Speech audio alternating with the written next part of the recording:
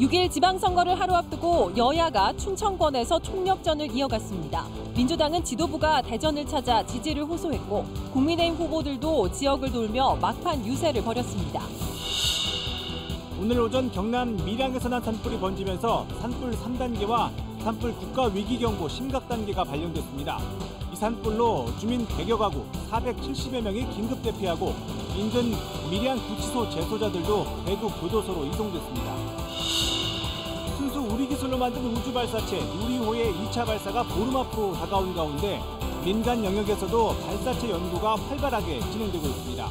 오는 12월 발사 예정인 민간 우주 발사체의 모습 공개합니다.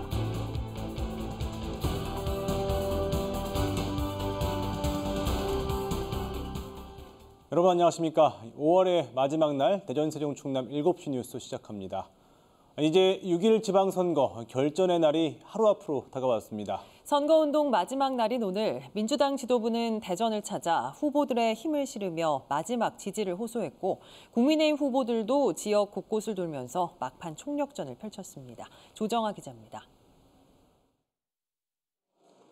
공식 선거운동 마지막 날, 더불어민주당은 윤호중, 박지원 두 공동 상임선대위원장 등 당 지도부가 최대 격전지로 꼽히는 대전을 찾았습니다.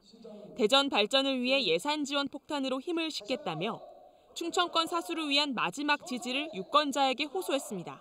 허태정 후보가 뿌린 대전 발전의 씨앗이 풍성하게 결실을 맺을 수 있도록 민주당이 입법과 예산을 통해서 정책 미사일, 예산 핵폭탄을 어제 당 지도부와 함께 표밭을 다졌던 국민의힘 이장우 후보는 오늘은 중앙당 지원 유세 없이 대전 곳곳을 돌며 게릴라 유세를 펼쳤습니다.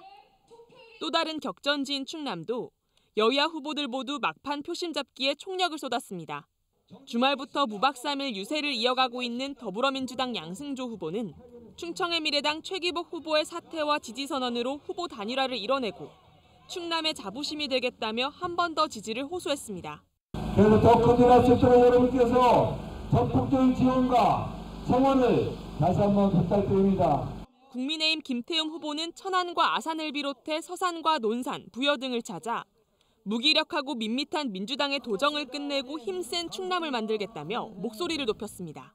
민주당 도정 12년 동안 몇 프로 발전한 게 있습니까? 12년 동안 이 사람들 완전 썩었습니다.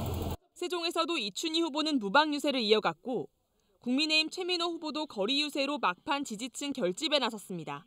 오늘 자정을 끝으로 13일간의 열띤 공식선거운동을 모두 마무리하는 각 후보들. 이제 사활을 건 한판 승부를 남겨놓고 유권자들의 선택만 기다리고 있습니다. KBS 뉴스 조정아입니다.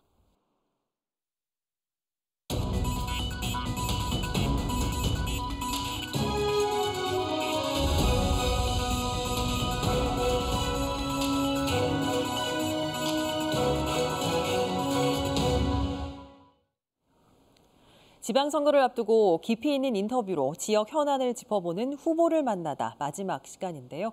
오늘은 이번 지방선거와 함께 치러지는 국회의원 보궐선거 보령 서천 선거구로 가봅니다. 삼선 서천 군수에 충남도 문화체육부지사를 지낸 더불어민주당 나소열 후보와 부장판사 출신으로 국민의힘 대전시당 위원장을 지낸 장동혁 후보를 한솔 기자가 만나봤습니다. 김태흠 전 의원의 충남도지사 출마로 보궐선거가 치러지는 보령 서천 지역구. 더불어민주당에선 서천 군수를 내리 3번 지낸 뒤 충남도 문화체육부지사를 역임하고 지난 총선에서 김태흠 후보와 맞붙었다 석패한 나소열 후보가 다시 여의도 입성을 노리고 있습니다. 이에 맞서 국민의힘에선 부장판사 출신으로 지난 총선에 낙선한 뒤 이번에 대전시장에 출마했다 당내 경선에서 컷오프되는 시련을 겪고 고향인 보령으로 돌아온 장동혁 후보가 출사표를 던졌습니다. 두 후보는 상대 후보를 공격하며 자신이 진정한 일꾼이라고 강조했습니다. 대전시장에 또 도전한다고 했다가 컷오프 당하고 갑작스럽게 고향이라고 하면서 우리 보령에 오셨잖아요. 진정성이 떨어질 뿐더러 진짜 오고 싶어서 왔느냐. 지역에 이렇게 뚜렷하게 뭔가 변화를 이룬 것이 없다면 오히려 30년간 지역 발전을 위해서는 검증된 실패자다. 지역 발전을 위해서 능력 있고 참신한 그런 일꾼이 필요한데 장 후보는 여당 프리미엄을, 나 후보는 다양한 정치 경력을 내세웠습니다. 국회의원까지 국민의힘이 원팀이 된다면 보령서천은 지금까지 경험해보지 못했던 발전의 획기적인 기회를 군정과 도정, 국정에 풍부한 경험과 경륜이 있습니다. 우리 지역의 문제를 잘 알고 있죠. 지역 경제 발전을 위한 초석으론 각각 교통망 확충과 에너지 특구 지정을 꼽았습니다. 석탄 화력발전소 폐쇄에 따른 친환경 에너지 전환 특구 지정 법안을 제가 반드시 관철하고자 합니다. 실제 근로자의 고용 불안 그리고 지역 경제에 나쁜 영향을 주고 있거든요. 보령은 해양관광의 중심지, 서천은 생태관광의 중심지로 만들기 위해서 주변 인프라를 확충하는 일들을 하겠습니다. 보은, 대전, 이렇게 보령을 잇는 고속도로를 신속하게 건설할 수 있도록 하고 급속한 인구 감소 문제엔 서로 다른 해법을 내놨습니다. 우수한 인재들이 여기 있으려면 주택 문제부터 시작해서 특히 교육 문제가 해결돼야지만 여기에 남아있게 되는 거고. 웅천 산단과 장항 생태 산업단지가 있는데 좋은 기업이 내려오도록 하는 게 굉장히 인구 증가에 삼선 군수이자 부지사 출신이냐, 판사 출신의 정치 신인이냐, 누가 유권자의 표심을 잡을지 주목됩니다. KBS 뉴스 한솔입니다. 네, 사전 투표를 이미 마친 분들은 잘 아실 텐데요. 이번 지방선거에 참여하는 유권자는 지역에 따라 최대 8장의 투표용지를 한꺼번에 받게 됩니다. 사전 투표와 달리 내일은 반드시 지정된 투표소에서만 투표가 가능합니다. 이지훈 기자가 내일 선거일에 주의할 점 전해드립니다. 제8회 전국 동시 지방선거와 국회의원 보궐선거가 내일 전국 14,465곳의 투표소에서 치러집니다. 유권자는 신분증을 지참하고 오전 6시에서 오후 6시까지 투표할 수 있습니다. 생년월일과 사진이 나온 모바일 신분증도 가능하지만 캡처한 이미지는 안 됩니다. 사전 투표와 달리 선거일엔 반드시 지정된 투표소에서만 투표가 가능합니다. 코로나19 확진자는 저녁 6시 반부터 7시 반까지 1시간 동안 투표를 할 수 있습니다. 확진자 투표 안내 문자와 이름이 기재된 양성 통지 문자를 지참해야 합니다. 사전 투표와 달리 선거일 당일에는 두 차례에 나눠서 투표용지를 배부받습니다. 먼저 광역단체장과 기초단체장, 교육감 3장의 투표용지를 배부받아 기표한 뒤 투표함에 넣습니다. 그 다음에는 광역의원과 기초의원 4장의 투표용지를 배부받아 기표한 뒤 투표함에 넣으면 됩니다. 세종특별자치시와 제주특별자치도의 경우엔 각각 4장과 5장을 받게 됩니다. 국회의원 보궐선거가 치러지는 7개 지역구에선 투표용지를 1장 더 배부받아 최대 8장의 기표를 해야 합니다. 선관위는 한 정당에서 후보를 2명 이상 냈더라도 투표용지 1장당 반드시 1명의 후보에만 기표해야 한다고 강조했습니다. 국민 여러분의 소중한 한 표 한 표가 오롯이 반영될 수 있도록 공정하고 정확하게 투개표를 관리하겠습니다. 선관위는 기표소 안에서는 투표지를 촬영할 수 없다며 인증사진은 투표소 입구나 밖에서 찍을 것을 당부했습니다. KBS 뉴스 이지윤입니다. 대통령실이 특별감찰관제 폐지 여부를 놓고 혼선이 있었다며 하루 만에 해명에 나섰습니다. 앞서 대통령 가족과 주변 인사들의 비위를 감시하는 특별감찰관을 임명하지 않겠다는 뜻을 내비쳤었는데 논란이 일자 오해의 소지가 있다며 수습에 나선 겁니다. 강병수 기자입니다. 여건이 바뀌었으니 특별감찰관제를 도입 안 해도 될 것 같다던 입장. 대통령실은 이것을 혼선이라고 해명했습니다. 특별감찰관제를 폐지하기로 정하고 논의가 진행되는 게 아닌데 입장을 잘못 전달했다며 사과했습니다.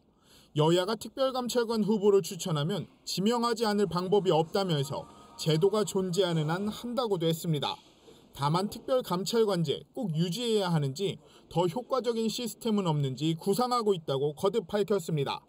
대통령실의 사정 지휘 기능을 없앴고 특별감찰관이 비위를 적발하면 검찰에 넘기게 돼 있는데 수사권 조정 등 상황이 변했다는 겁니다.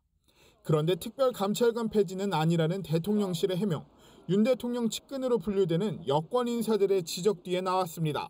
장제원 의원은 어젯밤 특별감찰관을 임명하지 않겠다는 건 대통령의 뜻과 다르다. 대통령실이 크게 각성해야 한다고 밝혔습니다.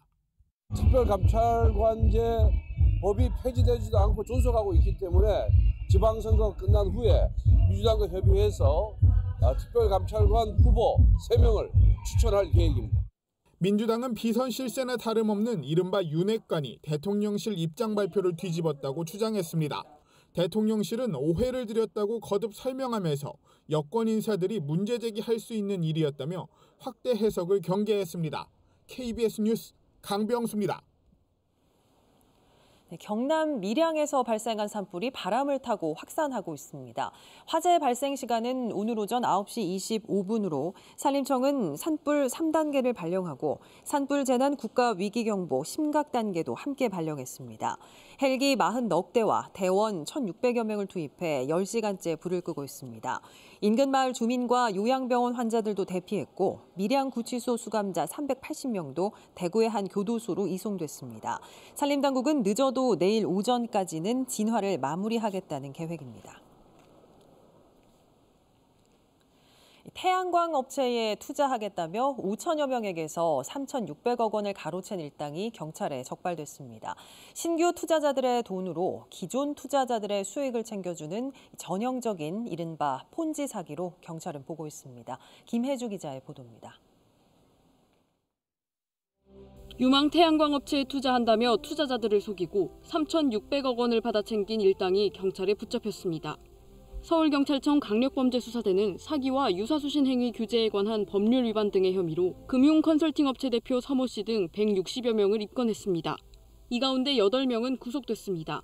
서 씨 일당은 2018년 5월부터 지난해 6월까지 12개 지역법인을 통한 다단계 방식으로 투자자 5천여 명으로부터 3,600억 원을 가로챈 것으로 조사됐습니다. 이들은 전국 각지에서 매달 수차례에 걸쳐 투자 설명회를 열었습니다. 태양광 기업 등에 투자하면 원금이 보장되고 매달 2에서 4%의 이자가 지급된다며 투자자들을 모집했습니다. 하지만 실제로는 신규 투자자들이 입금한 돈을 기업 채권에 투자하지 않은 것으로 확인됐습니다.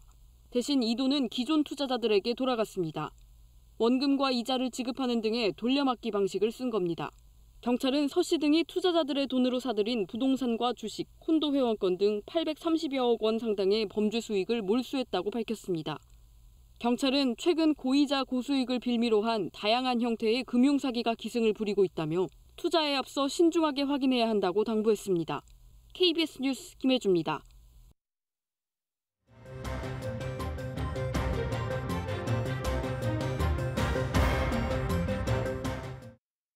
네, 유럽과 미주 지역을 중심으로 이례적으로 확산하고 있는 원숭이 두창에 대해 우리 정부가 감염병 위기 관심 경보를 발령하고 또 법정 감염병 지정도 추진합니다. 코로나19는 감소세가 이어지면서 확진자 대면 치료를 위한 조치에도 나서기로 했습니다. 김세정 기자입니다.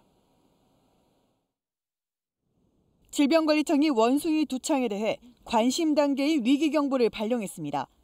관심은 해외 신종 감염병이 발생하거나 유행할 때 발령하는 조치로 감염병 위기 경보 4단계 가운데 가장 낮은 단계입니다. 방역당국은 아직까지 국내에서 확인된 발생 사례는 없지만 유입 가능성에 대비해 대책반을 가동한다고 밝혔습니다.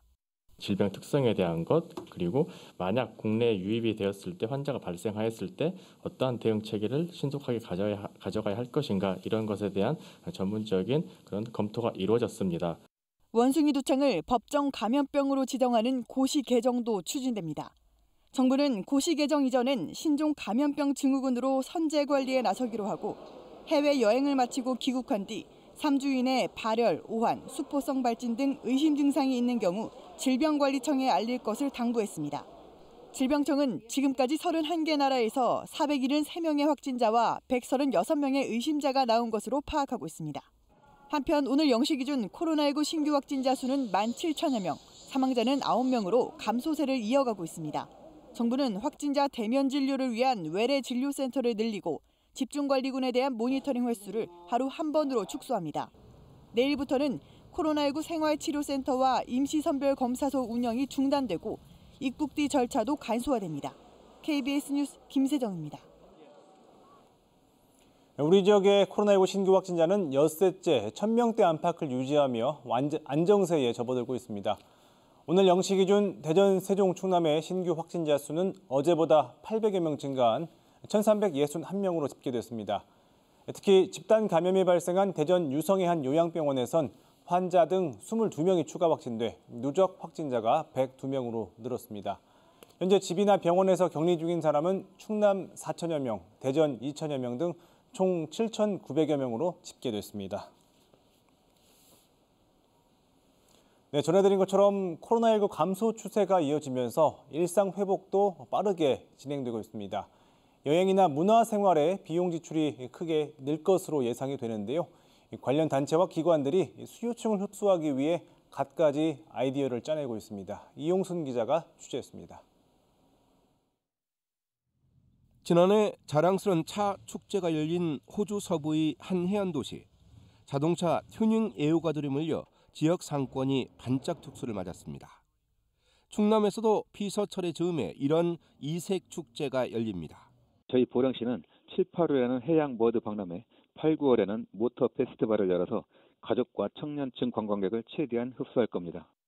바다 관광에 치중해온 보령시가 신종 축제를 발굴한 것은 축제 비용이 더 들더라도 상권 매출이 더 커질 거라는 판단에 따른 것입니다. 실제로 한국은행 대전 충남본부의 5월 소비자 동향 조사에서 여행비 지출 전망 지수가 1월 조사보다 16포인트 상승한 101로 나타나 코로나19 이전 수준을 거의 회복했습니다.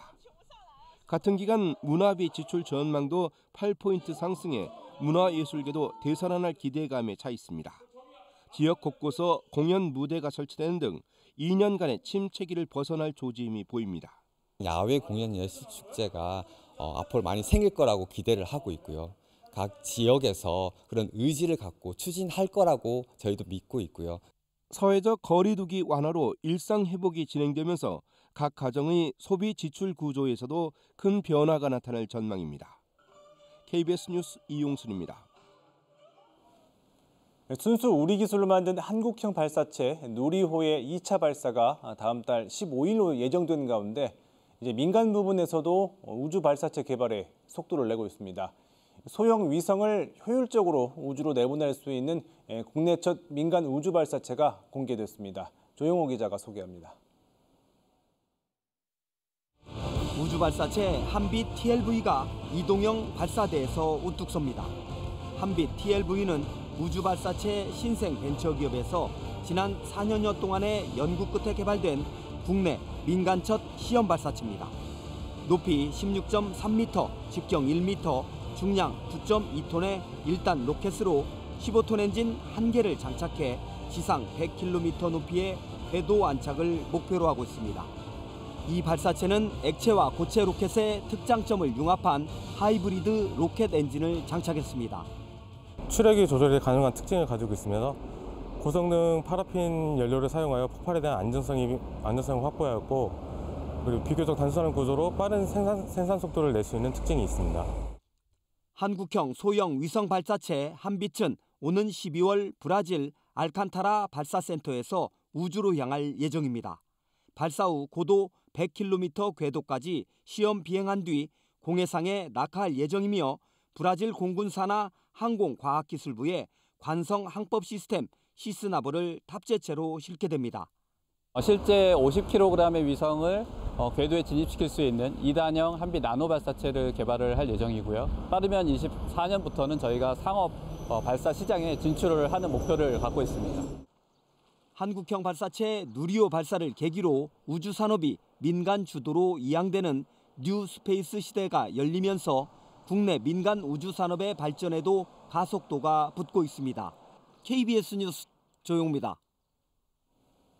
멸종 위기에 놓인 반달가슴곰 개체수를 늘리기 위해 지리산에선 벌써 20년 가까이 복원 사업이 진행되고 있습니다. 지난달에는 복원 1세대의 증손주까지 태어났다고 하는데요. 어미와 함께 세상으로 나온 새끼 반달곰이 카메라에 찍혔습니다. 직접 확인해 보시죠. 김민경 기자입니다. 짙은 녹음이 물든 지리산. 하늘에 닿을 듯 능선마다 굽이굽이 뻗어나갑니다. 인적 끊긴 산기슭에는 겨울잠에서 깬 반달가슴곰이 다시 찾아왔습니다. 올봄에는 반가운 손님도 동행했습니다. 나뭇가지가 신기한지 기어오르려다 미끄러지고 어미에게 매달려 장난치는 작은 새끼 반달 가슴곰입니다. 새끼가 노는 사이 경계하듯 주변을 두리번거리는 어미는 2018년 태어난 KF94. 2004년 처음으로 지리산에 방사된 반달가슴곰 RF05의 손주인데 이번에 증손주가 태어난 겁니다. 이번에 새로 확인된 새끼곰은 모두 5마리. 성별은 아직 확인되지 않았습니다. KF94번 개체가 출산한 새끼는 지리산에서 태어난 4세대 개체로 국립공원 내에서 반달가슴곰 보건 사업이 안정적으로 추진되고 있음을 보여주고 있습니다. 멸종위기를 맞아 지리산에서 복원 사업이 시작된 지 올해로 18년. 반달가슴곰 개체 수는 이제 79마리까지 늘었습니다. 이 중 수컷 4마리는 지리산을 떠나 덕유산 등지로 이주했습니다. 활동 영역이 넓어지면서 안전 위험도 그만큼 커졌습니다. 제가 향후에 야생동물과 사람이 공존할 수 있는 환경을 만들어 가야 되는 것이 가장 큰 과제라 할 수 있습니다. 환경부는 등산객 안전을 위해 피해 방지 시설을 설치하고 불법 포획 도구 등 밀렵 단속도 강화할 계획입니다. KBS 뉴스 김민경입니다. 중국의 경제 수도 상하이가 내일부터 코로나19 봉쇄를 풀고 사회 경제 활동 정상화에 시동을 겁니다.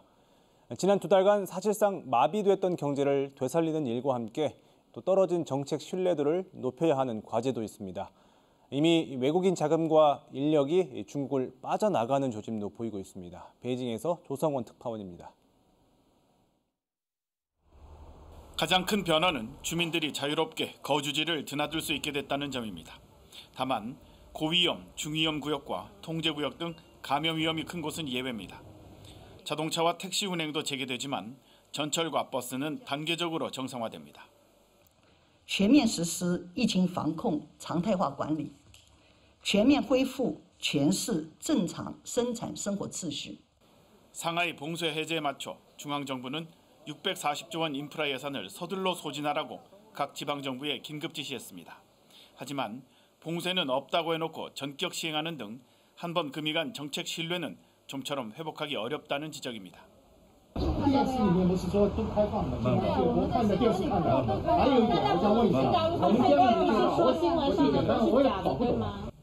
테슬라 등 외국계 생산시설도 타격을 입었고 우리 교민사회도 고통이 컸습니다. 중국이 정책을 실행하는 상황을 봤을 때 또 이제 조금 더 만약에 확진자가 늘어나면 바로 또 기존과 비슷한 기조의 정책이 나올 것 같아서 좀 불안하기도 합니다. 결국 외국인 투자에도 영향을 미쳤습니다. 외국인들이 중국 채권 시장에서 2월부터 석 달간 우리 돈 57조 원어치의 중국 국채와 은행채 등을 팔아치웠습니다. 중국을 떠나야 할지 고민하는 외국 기업과 인력도 늘고 있습니다. We expect that even the market does not decrease in attractiveness much, but we also expect that there will be some movement when it comes to production. 중국 주재 영국 상공회의소는 과도한 방역 등으로 외국인 기업 심리가 한계에 이르렀고 투자 욕구도 하락했다고 지적했습니다. 상하이 장기 봉쇄를 고비로 중국 내 외국인의 돈과 인재가 이탈하고 있습니다. 과도한 방역과 경기 침체도 문제지만 중국 당국의 정책 신뢰도가 떨어지고 있기 때문이란 평가가 나옵니다. 베이징에서 KBS 뉴스 조성원입니다. 충남 선거관리위원회는 선거 공보 등의 허위 업적을 게재한 후보자 A씨를 천안지청에 고발했습니다. 선관위에 따르면 A씨는 책자형 선거 공보와 예비 후보자 홍보물에 자신의 업적과 관련한 통계 자료를 사실과 다르게 인용해 작성하고 우편으로 발송되게 함으로써 허위 사실을 공표한 혐의를 받고 있습니다. 선관위는 또 지난 27일 사전투표소에서 기표한 투표지를 촬영해 단체 대화방에 게시한 선거인 B씨를 공주지청에 고발했습니다. 전국 공공연구노동조합은 오늘 정부는 비민주적이고 일방적으로 도입한 임금 피크제를 즉각 폐기하라고 주장했습니다. 노조는 성명을 통해 대법원이 지난 26일 합리적 이유 없이 나이를 이유로 한 임금 피크제 도입은 위법이라고 판결했다며 이같이 촉구했습니다. 노조는 또 청년 고용 확대를 명분으로 임금 피크제를 도입했지만 실제로 얼마나 고용했는지 입증 자료가 없고 또 경제, 인문, 사회계 출연연 역시 고용 창출 효과는 거의 없었다고 지적했습니다. 태안군과 한국서부발전이 쓰레기 없는 깨끗한 해양 환경을 만들기 위해 바다를 관리하는 반려해변 사업을 추진합니다. 이 사업은 1986년 미국에서 시작돼 국내에선 2020년 제주도에서 처음 도입됐으며 태안군과 서부발전은 내년 4월까지 원북면 하간포 해수욕장 일대에서 쓰레기 수거와 정화 활동 등을 벌일 예정입니다. 대전과 세종, 충남 지역 9개 대학이 교육부가 2024년까지 지원하는 고교 교육 기여대학으로 선정됐습니다. 선정된 대학은 충남대, 한밭대, 한남대, 대전대, 배재대, 공주대, 선문대, 남서울대, 호서대로 이들 학교는 활동 유형에 따라 해마다 3억 원에서 7억 원씩의 사업비를 지원받게 됩니다. 이번에 선정된 대학들은 교육과정 변화에 대응한 대입 전형 개선 방안을 연구하는 등 다양한 협력 활동을 펼치게 됩니다.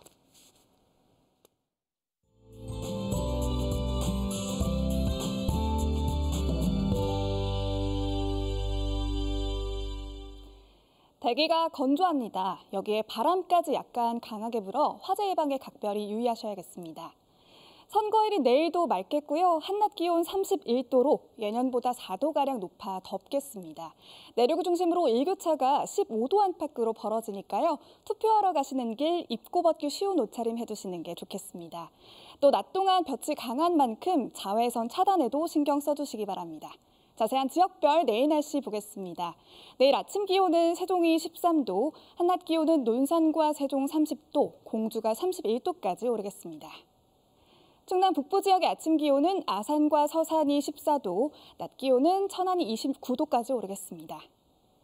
충남 남부 지역의 아침 기온은 서천이 14도, 낮 기온은 부여가 30도까지 오르겠습니다. 서해 중부 먼바다에는 내일 아침까지 바람이 강하게 불겠고요.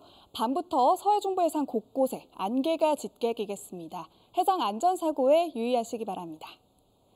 당분간 별다른 비 소식 없겠고요. 30도 안팎의 낮더위가 이어지겠습니다. 날씨였습니다.